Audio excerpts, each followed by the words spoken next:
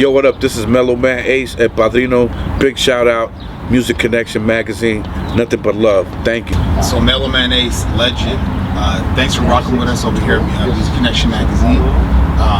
Godfather of Latin hip hop. Take us from the beginning. So you left Havana, family, send out your brother from Cypress Hill. Take us from there.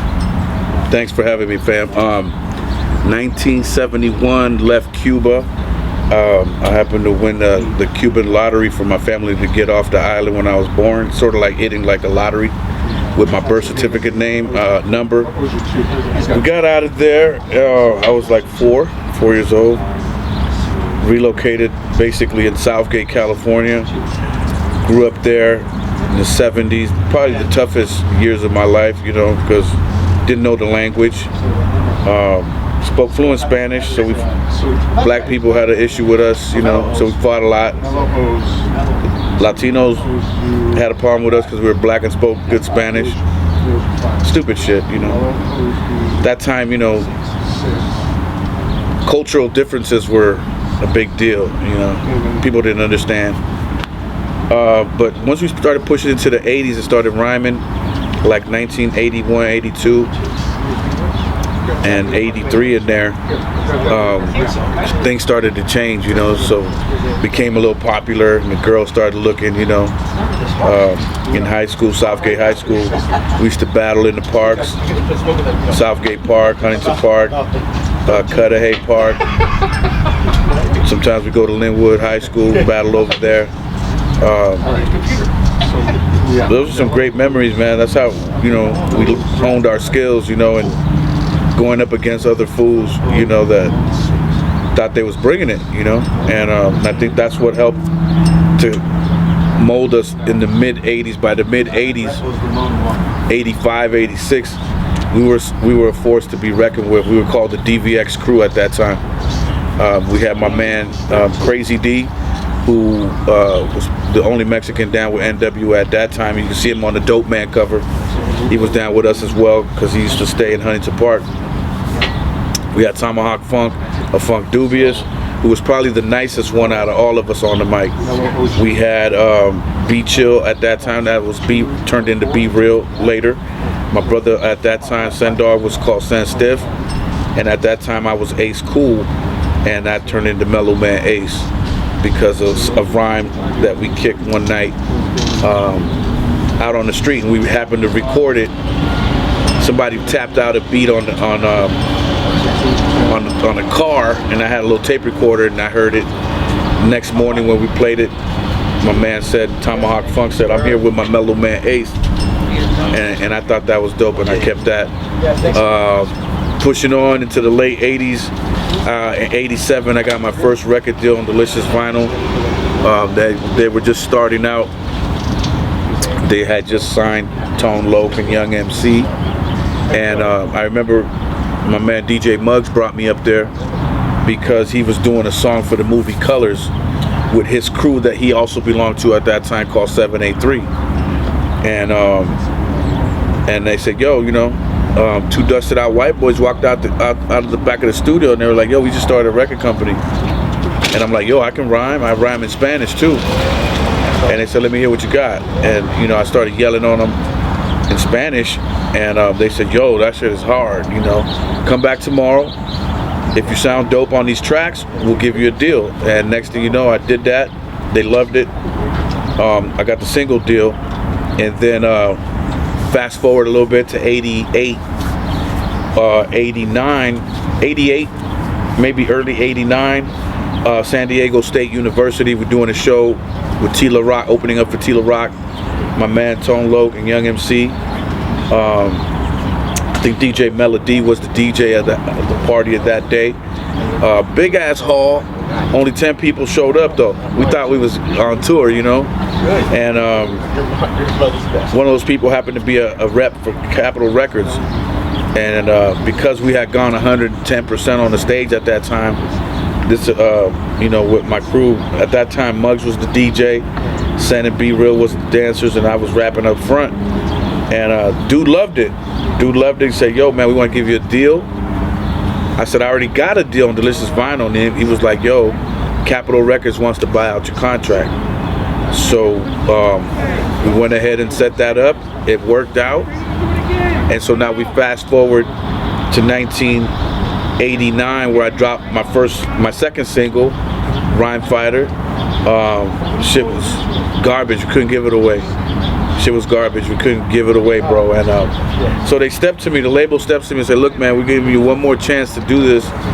If not, we're gonna have to cut you loose. Your next record, we want it to be Mentirosa, you know, and we want you to put on, you know, that stuff you put on in the video shoot, you know, the photo shoot, which was the Cuban hat, the Guayabera with the cigars and the whole nine." I said, "All right, bet." We did that. We shot the Mentirosa video.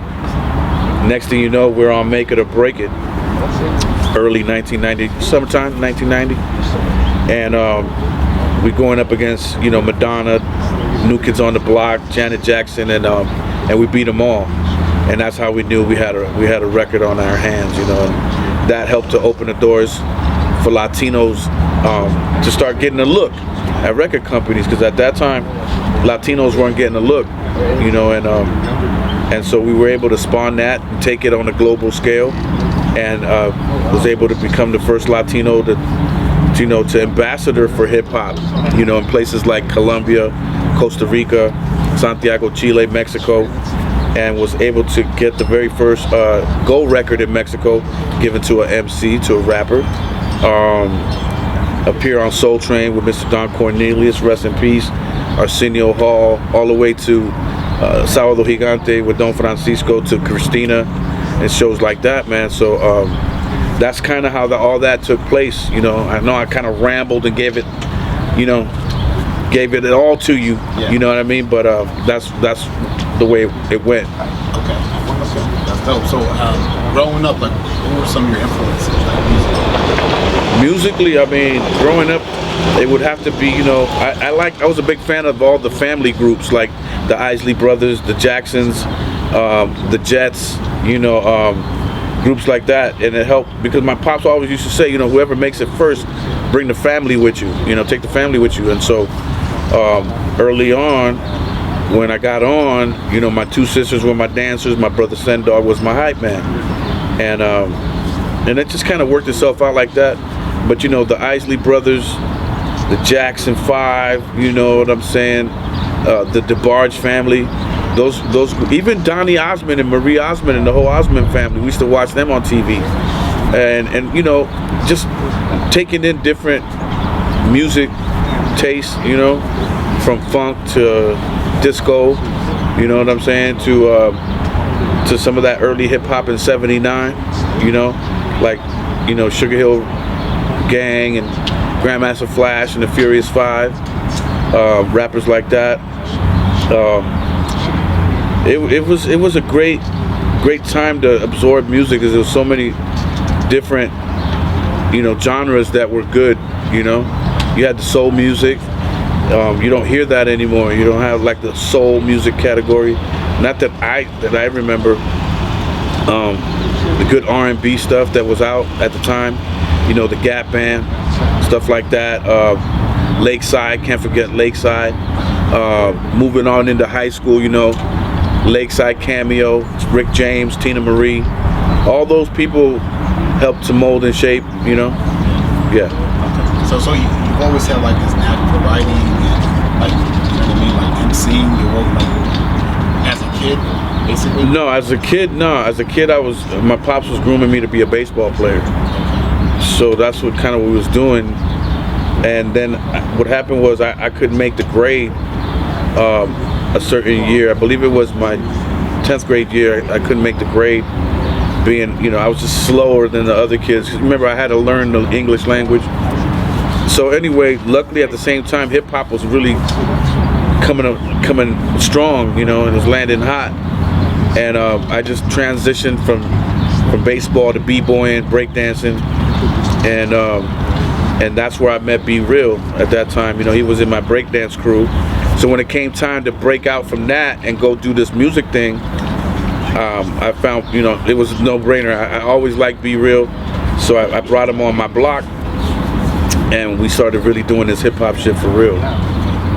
So then that was the development of Cypress Hill. We start to come together as a unit known as DVX that then would branch off into 3 different groups. You got Funk Dubious, Cypress Hill, and Mellow Man Ace, right? And so we were just honing our skills like that, and the reason I had to leave Cypress Hill was because my pops had kicked me out of the house. I really believed in myself so much but he wanted me to hold down a job, right?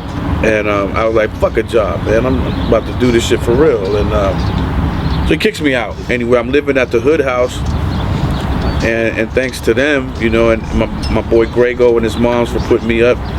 And I forget how long I was out of the house, but it really got me to grind and get things going faster than the other guys, you know.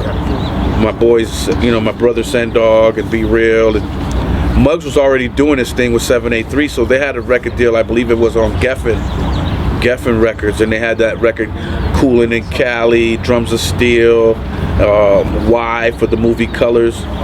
And so all that, you know, it kind of blended all in the same time. You know what I'm saying? Like if you look on the back of the movie Colors single, 783, I think the song is called Y. That's me, Sendog, and Be Real getting shot at in the back of the record, and that was kind of our way in to the rest of what would become like our careers, you know, because we were trying to get on no matter how, you know, whether we can sit in on a back album cover or sit in on a recording session from them. It was like we was all helping each other because it was all peace, it was all love at that time. I think that's pretty dope, you know what I'm saying? Family related and everybody branches out. Everybody's still relevant, you know what I mean, to this day.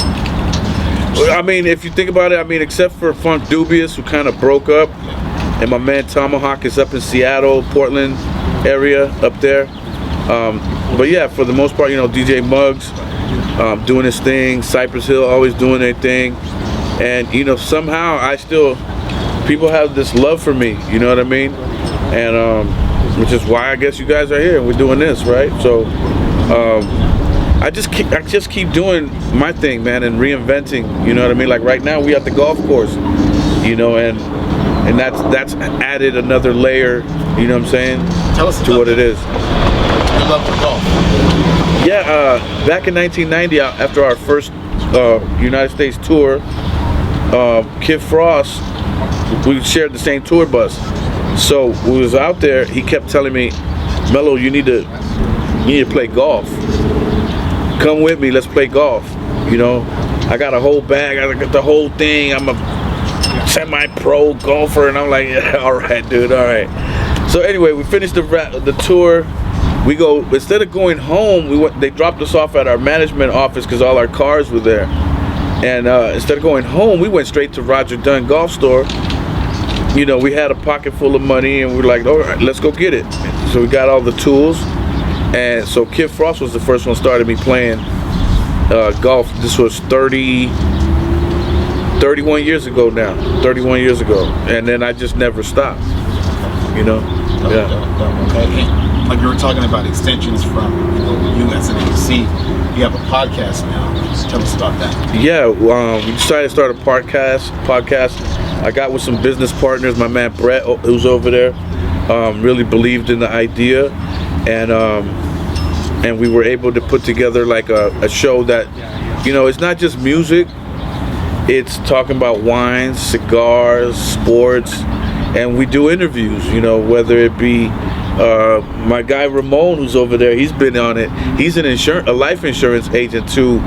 Tomorrow night we'll have Arabian Prince, you know, on the show. So it's something that's challenging, and I like a challenge, you know, and it's been going really good, man. And we just picked up another show, which I'm happy to say it's a golf and celebrity show that myself and Arabian Prince will be hosting, and it's just going around the golf courses talking to celebs who play golf, you know what I mean? And there's a lot of them, and so we're looking forward to that, man. But the Havana Lounge podcast every Thursday night at 7 p.m.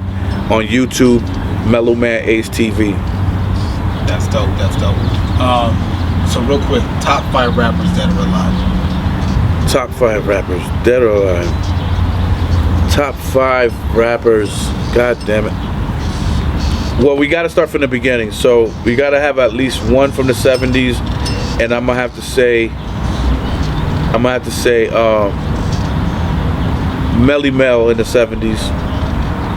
Moving on to the 80s, I want to say to me the crew Houdini made some dope ass records, so let's put them all in there. Moving later on, or around that same time, let's say, you know, LL Cool J in the mid to the late 80s. He was doing his thing. Always loved LL's style. And then in the 90s, I'm gonna have to say Gangstar, you know, and now in the 2000s, I'm gonna say J. Cole. That's dope. So besides the podcast, any new music like we can look forward to? Yeah, 3 days ago, we dropped a new single called No Joke, Mellow Man Ace, featuring Rodney O, produced by my man Condor. And that's out now and available for you to watch on YouTube, or get it at Spotify, get it on Spotify, all the platforms, you know what I mean? Rhapsody and, you know, all the typical iTunes guys and all that. So, and that's part of a bigger project that I'm doing, like a Super Friends album. So I got a lot of people that I rock with, you know, that I consider solid people in the game. I got my man MC Magic on this project. I got my man Rodney O, of course. I got Dana Dane. I got Don Robinson from En Vogue. My brother Domino. I mean, it's Juana from JJ Fad. So many people that I rock with that I consider to be solid individuals, you know. And it's a bigger project. So right now we're like 3 or 4 singles and videos in. And my man Money B of Digital Underground, by the way, rest in peace, Shock G. Just having fun with it, man, again, and just you know, create while I still can, you know, and whether it's you like it or not, you know, you gotta just give it up for the fact I'm still rocking. I'm still doing something that I love, you know what I mean? So that's where we're at. Definitely. And where online can people find you? Online, you can find me, of course, on Instagram, mellow_man_ace. Twitter is the same handle. And on Facebook, you can find me at the Mellow Man Ace. But I mostly be on that Piano Reyes page, you know what I mean? That's where I man and command everything, you know what I mean? The LinkedIn, I believe, is just Mellow Man Ace. You know, long before they turn hip hop into a password, you know what I mean? You can find me at the Jam, but it is what it is nowadays. So that's how you can get at me, or just shoot. You know, check out the website, official Mellow Man Ace. You know, check that out. You know, or check out my wine company, HavanaWines.co. Sounds good. And last question: what advice would you give to up-and-coming musicians or artists? Man, advice for up-and-coming artists, I would say go hard, 10 toes down every day. You know, in the words of the great Curtis Mayfield, I can't stop quoting this, it's so real. Your dream is your only scheme, so keep on pushing and move on up. That's really what I have to say, because if I really tell you what I really want to say, it'd be negative.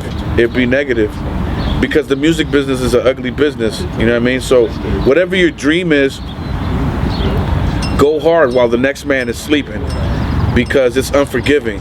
And the minute you step out of the line of what you're trying to get at, like let's say you take a pause or you go get a job or you do this, that, and the third, you go, you know, fuck with some females over there, you go to the hood.